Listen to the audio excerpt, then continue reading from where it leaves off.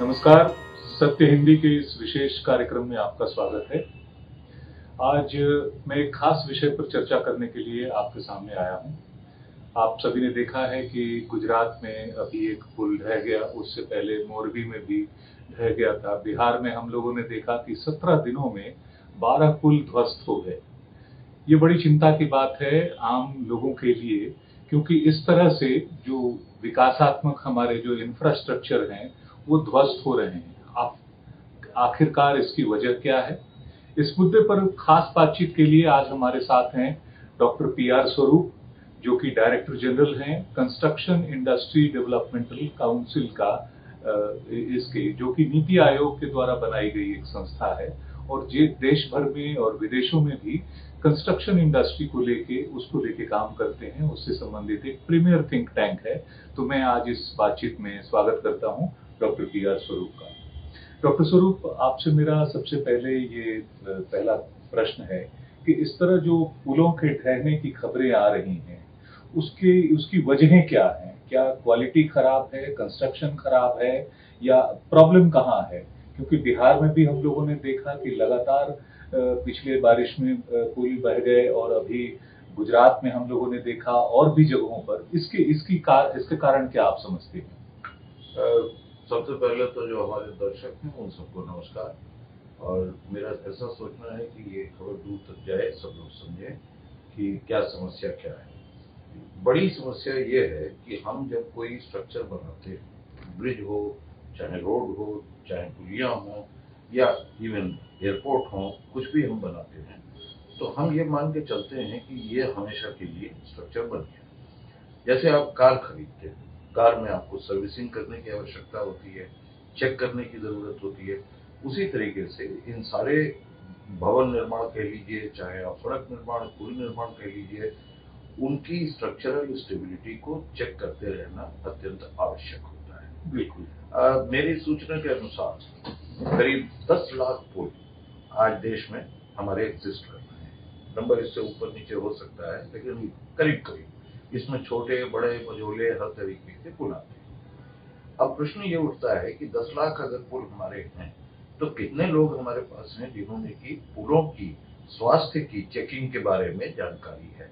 और अगर कोई तबीयत खराब हो आपकी, तो फिर आप डॉक्टर के पास जाते हैं, उसको दिखाते हैं, आपका इन्वेस्टिगेशन होता है, और उसके बाद आपको दवा बताई जाती है या आपकी सर्जरी की जाती है। हमें ये समझना है कि हमारे जितने स्ट्रक्चर्स हैं, चाहे वो पुल हो, चाहे और कुछ हो, उन सब की भी एक सीमित आयु होती है। और उस सीमित आयु के बीच में अत्यंत आवश्यक है कि उसका जो है स्वास्थ्य चेक किया जाए। और चेक करना ही खाली नहीं, उसके साथ अगर उसमें कोई खामी पाई जाती है, तो उसको फौरन हमको ठीक करना चाहिए। जैसे कि अब मेरी आयु काफ़ी हो गई है, तो अब ये ज़रूरी हो गया है कि मेरे ब्लड का टेस्ट होते रहना चाहिए, मेरा ब्लड प्रेशर ज़रूर चेक होना चाहिए। कब क्या गड़बड़ हो जाए किसी को पता नहीं। तो क्या इस तरह के जितने इंफ्रास्ट्रक्चरल प्रोजेक्ट्स हैं देश भर में बनते हैं, उनका कोई एसओपी नहीं है, इस तरह का स्टैंडर्ड ऑपरेटिंग प्रोसीजर, जिसमें वो उनके हेल्थ की चेक होती रहे कि उनका कंस्ट्रक्शन कैसा हुआ है? मतलब इसकी कोई ऑडिटिंग होती है या नहीं होती? देखिए, एसओपीज एक नहीं अनेक हैं। बहुत सारे एसओपी बने हैं, और ये बहुत समझदार लोगों ने बनाए हैं और बहुत कारगर भी हैं। लेकिन होता ये है कि किताबों में ज्ञान तो होता है, लेकिन अगर लोग पढ़े ना उसको, समझे ना उसको, तो कैसे बात बनेगी। हमको पता है कि जो हमारा पुराना पढ़ाई लिखाई का सिस्टम होता था, उसमें हम किस तरीके से पढ़ाते थे। सबसे पहला हिस्सा होता था जिसको हम बोलते थे स्मृति। स्मृति जो थी, वो पढ़े लिखे जो गुरु लोग होते थे, वो अपनी याददाश्त से, अपने तजुर्बे की बेसिस पर बताते थे। दूसरा होता था श्रुति, जिसमें कि ये लोग बोलते थे और छात्र जो थे वो उनको सुनते थे और उनका सम्मान करते थे कि अगर गुरु बोल रहा है तो वो सही बोल रहा है। और फिर तीसरा जो चीज आती थी, उसको हम बोलते हैं लिपि, कि लिखी हुई चीज। ये जब पहले दो हिस्से पूरे हो जाते थे, तब ये लिपि वाली चीज आती थी। अगर हम पहले स्टेज में सिर्फ लिपि पर ही जाएंगे, तो बात कैसे बनेगी। हमारे पास आदमी नहीं है जो कि इस चीज को जानते हैं, निर्माण करने के लिए डिजाइन जानते हैं, बनते समय क्या क्वालिटी कंट्रोल होना चाहिए वो सब जानते हैं। नहीं, ये क्यों है? ऐसा क्यों है कि अब इतना बड़ा हमारा देश भर में इंजीनियरिंग से रिलेटेड कॉलेजेस हैं, यूनिवर्सिटीज हैं, तमाम शिक्षा संस्थान है, तो हम ये कैसे कह रहे हैं कि हमारे पास लोग नहीं है? सबसे पहली जो दिक्कत हमारी है वो ये है कि हम कभी ये बात समझते नहीं है कि दुनिया में सिर्फ दो ही शाश्वत सत्य है। पहला शाश्वत सत्य ये है कि आप पैदा हुए थे, ये आपको पता है। कहाँ पैदा हुए थे, किन माँ बाप के जरिए आप आए इस दुनिया में, और किस समय पैदा हुए थे, ये तो आपको पता है। लेकिन दूसरा जो सबसे बड़ा शाश्वत सत्य है वो ये है कि आप किसी दिन जाएंगे, और जाने का दिन भी आपको मालूम नहीं है, किन सर्कमस्टेंसेस में जाएंगे ये भी नहीं मालूम है। तो आप क्या करते हैं, आप कोशिश करते हैं कि हम बोलते हैं ना कि चिरायु हो, हमेशा के लिए आपकी आयु रहे, आप कभी न जाए दुनिया से, सब जानते हुए कि आप जाएंगे। तो हम जब तक ये मानेंगे कि जो हमारे स्ट्रक्चर हैं ये भी नश्वर है, इनकी भी एक आयु है। अब देखिए, मैं एग्जांपल देता हूँ, ब्रिजेस हैं। ब्रिजेस में जो लोडिंग होती है वो डायरेक्ट लोडिंग ही खाली नहीं होती है, रेसिप्रोकल लोडिंग होती है, आपके टॉर्शन की लोडिंग आती है। जब कोई गाड़ी चलती है उसके ऊपर में तो कंपन होता है, वाइब्रेटरी लोडिंग होती है। नहीं, लेकिन ये जो पुल ढह रहे हैं, ये जो अभी इंफ्रास्ट्रक्चर के प्रोजेक्ट्स, हम सड़कें भी उसमें शामिल है जो उखड़ते हुए हम देख रहे हैं जी। उनकी तो कोई आयु नहीं। उसमें तो ऐसी भी आ रही है कि जिसका अभी अभी उद्घाटन हुआ, या किसी ऐसे भी हैं जिसका उद्घाटन नहीं हुआ और पहले ही उनकी हालत खराब हो गई। तो जहां पर उद्घाटन नहीं हुआ या जो अभी बने हैं जो टूट रहे हैं, वहां पर बिना किसी शक के हम ये कह सकते हैं कि उन्हें बनाने वाले जो लोग थे उनको बनाने की विधा नहीं मालूम थी। या ये कहें कि उसमें करप्शन शामिल था? करप्शन भी हो सकता है, ये भी पॉसिबिलिटी है, उसमें कोई दो राय नहीं है। हो सकता है कि ये भी हो, लेकिन जरूरी ये होता है कि जो इसके ओनर होते हैं, ओनर मतलब सरकार, सरकारी इंजीनियर जो होते हैं, उनकी जिम्मेदारी होती है कि पैसा जो जा रहा है वो हमारे देश के निवासियों के टैक्स से ही जाता है। तो ये उनकी जिम्मेदारी है कि तनख्वाह जो उनको मिलती है, फैसिलिटीज जो मिलती हैं, वो मिलती हैं उसी टैक्स के पैसे से, तो वो उसका ध्यान रखें।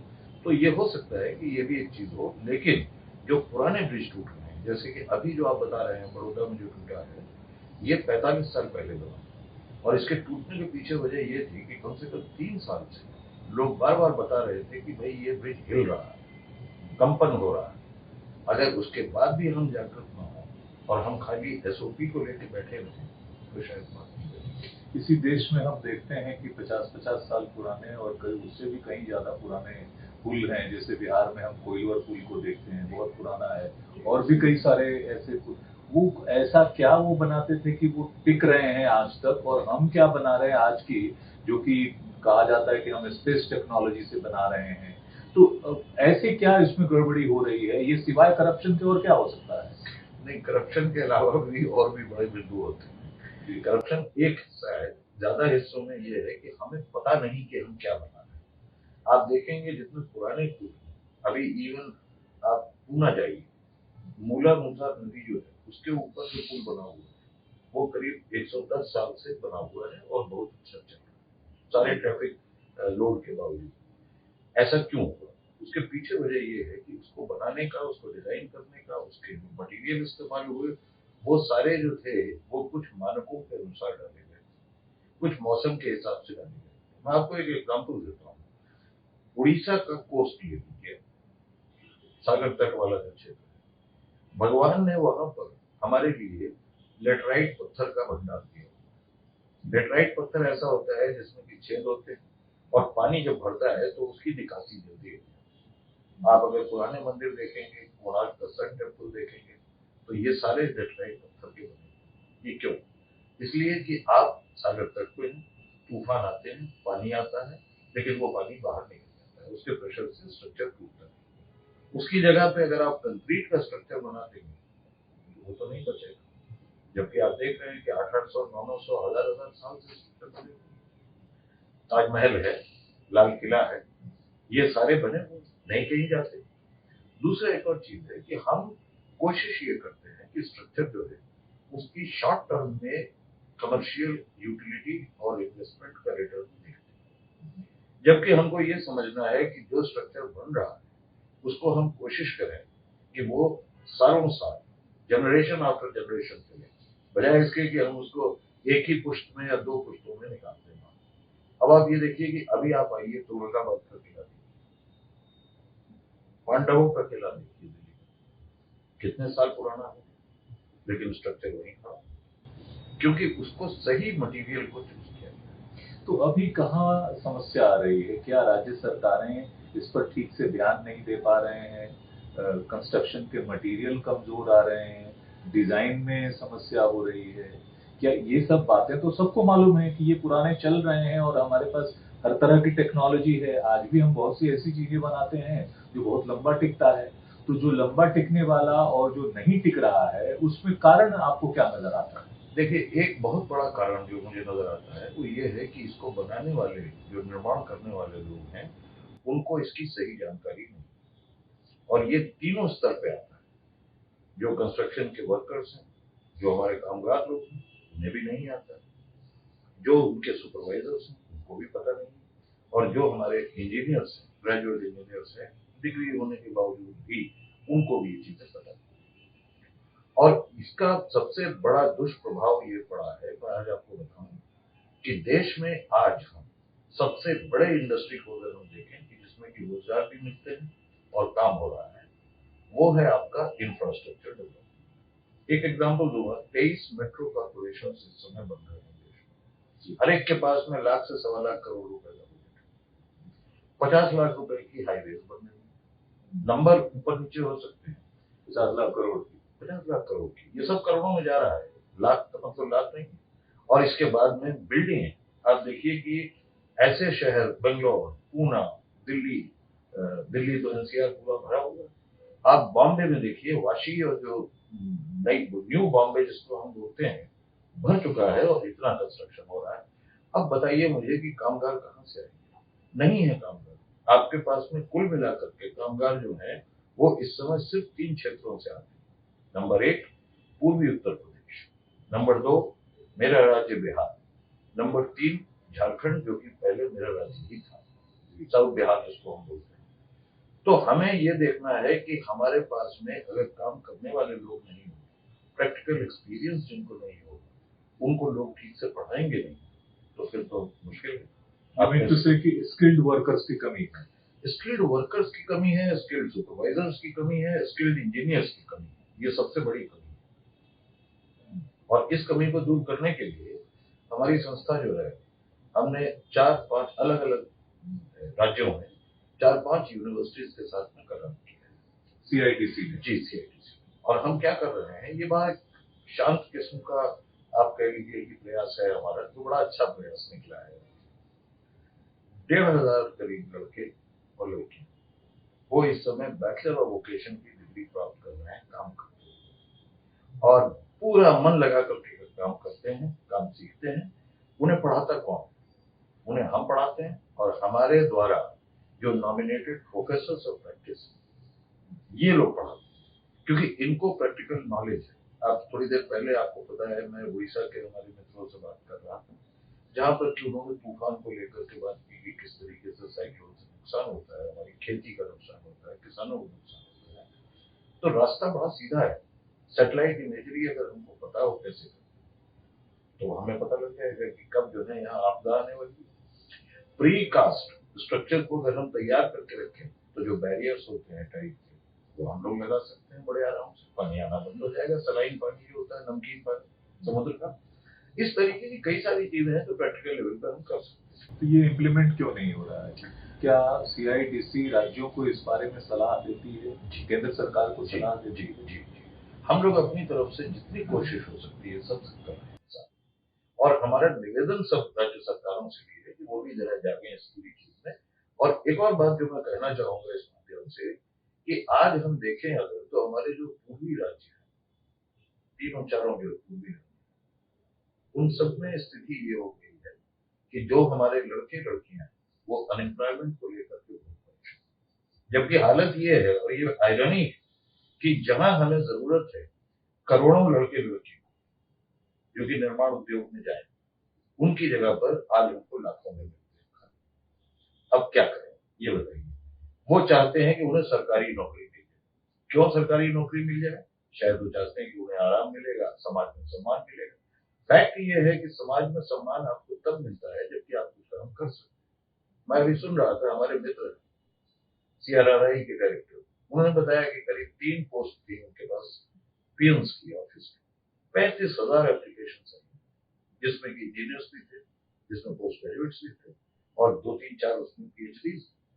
अब आप मुझे बताइए कि इतना सारा पढ़ाई करना, ये सब काम करना, रिसर्च करना, कोई इसका फायदा है?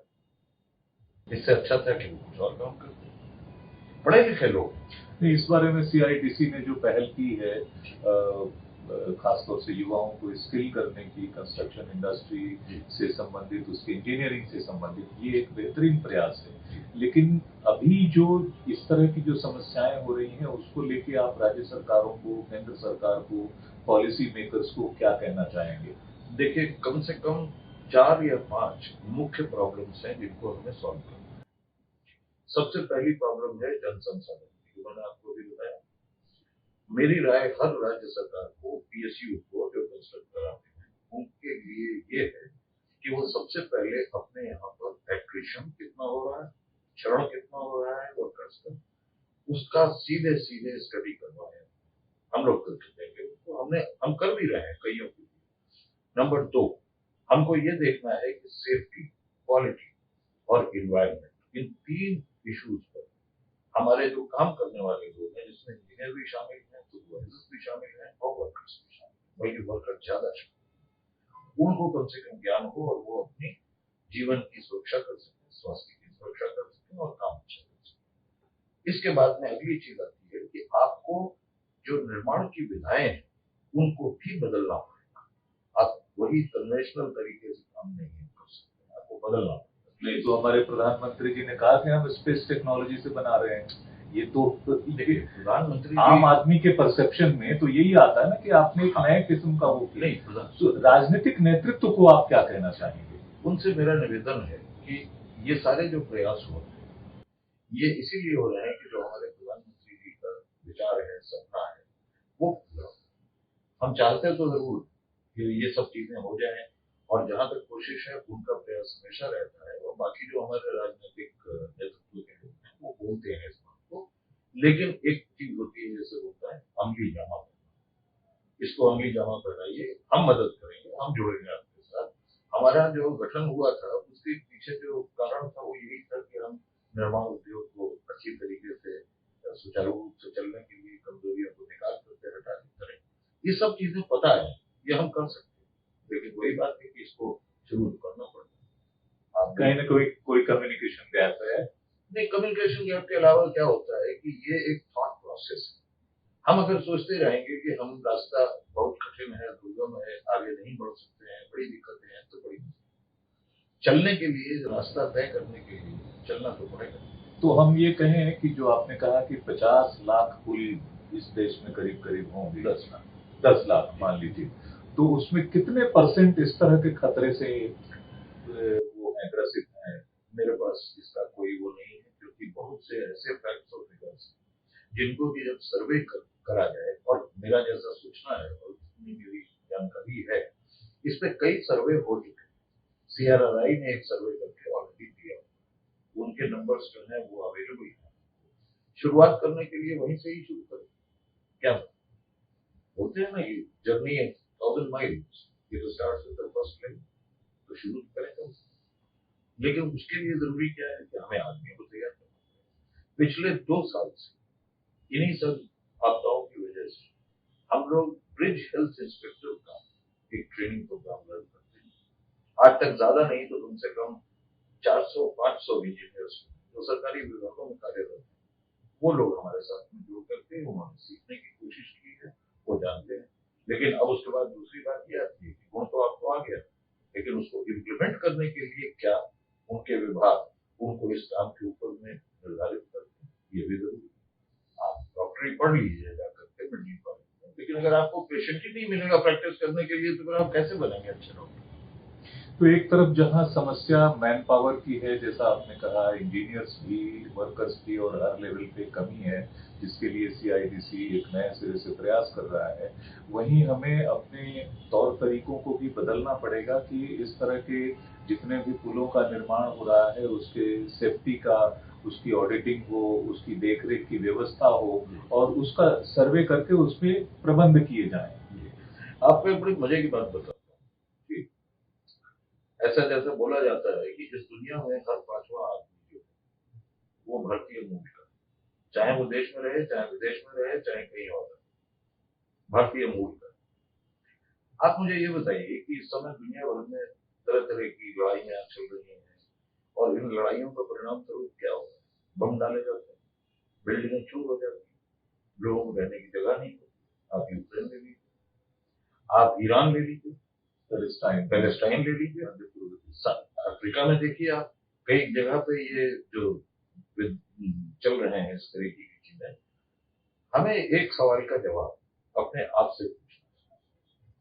वो लोग जो कि पूरे विश्व की जनसंख्या का 5वां हिस्सा है, क्या हम ये नहीं समझते हैं कि यही लोग हैं जो कि जाकर के बाद में इन सारी चीजों का निर्माण करेंगे?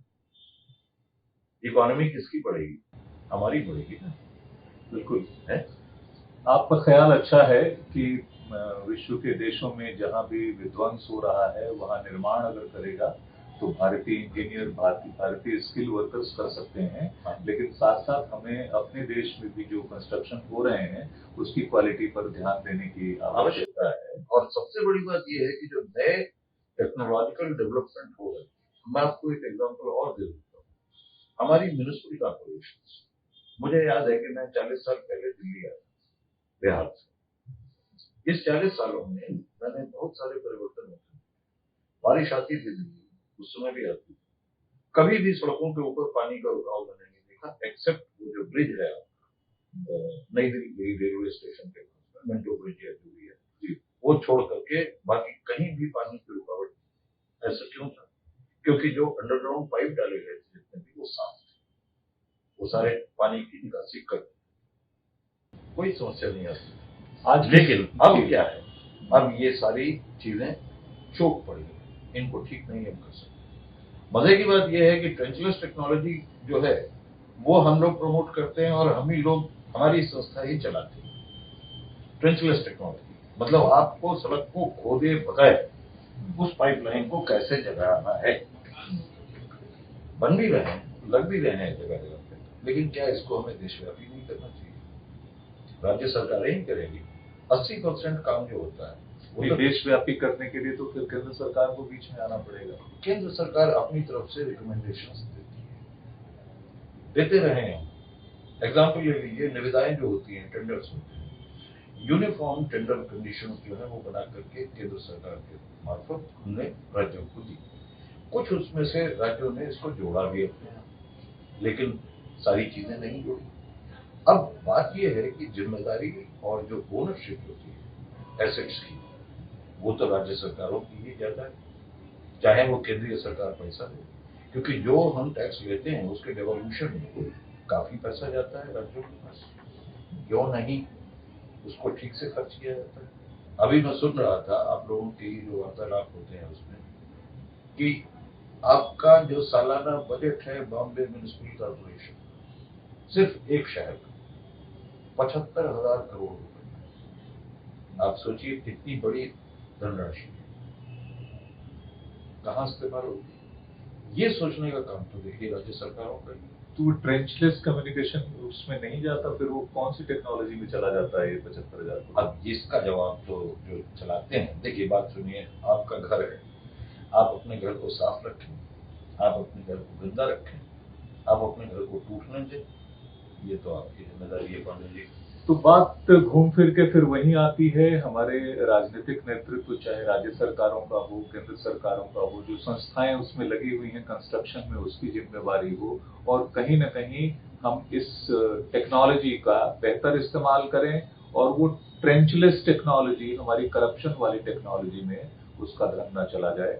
आज के लिए बहुत बहुत धन्यवाद। हमारे साथ बात कर रहे थे कंस्ट्रक्शन इंडस्ट्री डेवलपमेंट काउंसिल के डायरेक्टर जनरल डॉक्टर पी.आर. स्वरूप, जो पिछले 50 से भी अधिक सालों से कंस्ट्रक्शन इंडस्ट्री में जुड़े हुए हैं। उसके बहुत ही अनुभवी और देश के जाने माने अभियंताओं में से एक और उसकी पॉलिसी बनाने वालों में से एक, इस थिंक टैंक के जो कि नीति आयोग के तहत बना है उसके डायरेक्टर जनरल हैं। आपके विचार सुन रहे थे। बहुत बहुत धन्यवाद आपका जुड़ने के लिए डॉक्टर स्वरूप। धन्यवाद।